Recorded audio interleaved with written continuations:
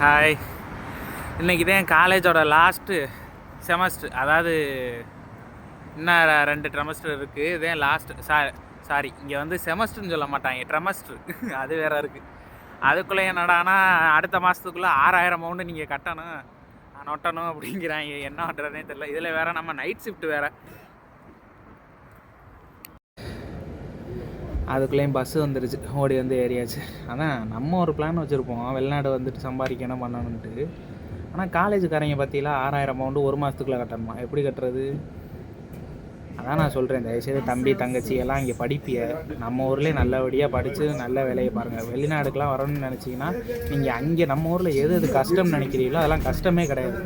இங்கே வந்து பார்த்தீங்கன்னா உண்மையான கஷ்டம் தெரியும். அதனால் தயவுசெய்து அங்கேயே நல்ல நிலைமைக்கு வாங்க, தயவுசெய்து சொல்கிறேன். சரி, அப்புறம் என்ன, அடுத்த வீடியோல பார்ப்போம்.